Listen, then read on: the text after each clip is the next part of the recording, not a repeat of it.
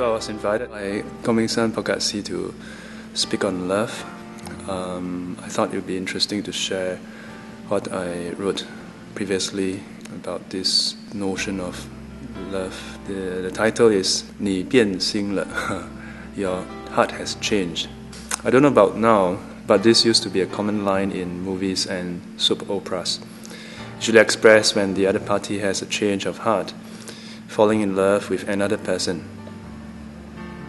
心不变，两人就不能相爱，不能欢喜对方，但我们只欢喜其一的变心，而不欢喜其二的变心。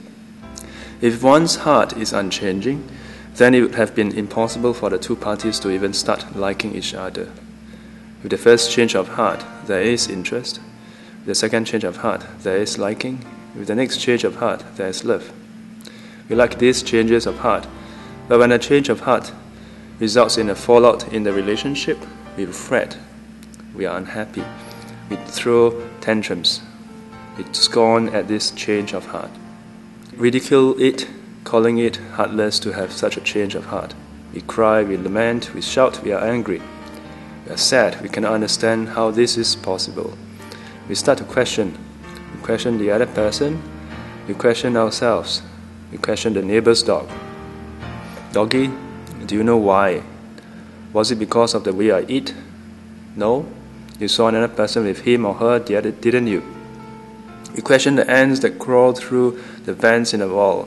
We try to pry an answer from them, but to no avail. We question the auntie pushing the carts in the street. We question the bus driver. We question our little niece and nephew. No, that's not your nephew, but your a stranger's son. We questioned, we doubt, we ponder, we wonder, we want an answer. But the answer was always there, if we care to listen. If we care to be quiet for a while and just watch and observe, right from the start, the heart was ever changing. No, there was no start. There was always a preceding moment. Obfuscated by our limited senses, we cannot fathom the preceding moments before our birth or our conception in our mother's womb. But the wise one shared with us a peek and let us in on the secret, that life is a continuum of mind and body with one preceding the next. If we were to observe closely enough and we were to watch really mindfully, we will see the truth in that the mind is in a constant state of flux, the heart that is.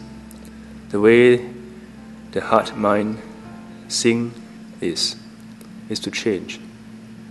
And it changes according to conditions, not according to anyone's whims and fancy.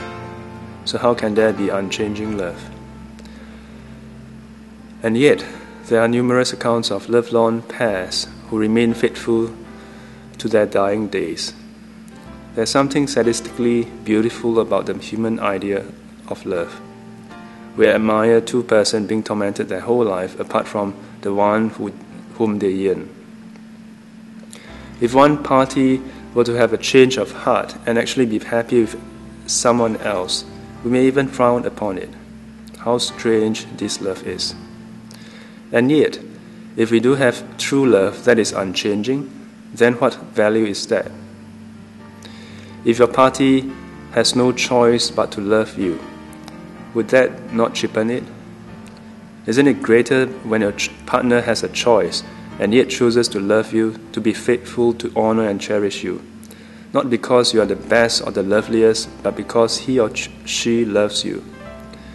But we want to believe that we are the best in our partner's eyes, and sometimes it is, for some days anyway. But perhaps it is in the worst days, when your partners see the worst in you, when he or she has a choice to choose better, and yet, despite this, he chooses to remain faithful to his choice. That makes that fragile, changing love even more meaningful and worthy. Love. Dependent on conditions, it arises, without which it ceases. Fragile, destructible, ever-changing, empty of any inherent, substantial existence. It is precisely because it is dependent arising empty of any intrinsic substantiality that makes it so precious and unique. Knowing thus, we should not and do not want to take it for granted. We cherish it, but at the same time, we know that it is subject to change, so we do not affix to it any fixed form or state, that it must be like this or like that. This love between us and the joy therein must be so and shared between us only, forever. No, we stop making such internal dialogue. We realized that this is impossible. We do not cling onto such deluded, distorted fantasy. We know that love must be nourished and sustained, and it will change. So we do not hold on to it and try to shoehorn it into a size 7 glass sandals when it is bursting to become the size 10 that it has become. We learn to love and not hold on to love. We learn to care and not wait for care to come to us. We seek the welfare and happiness in others that we love and not cry for the world to hold and love us. Oh, my heart has changed, has been changing. Have yours changed?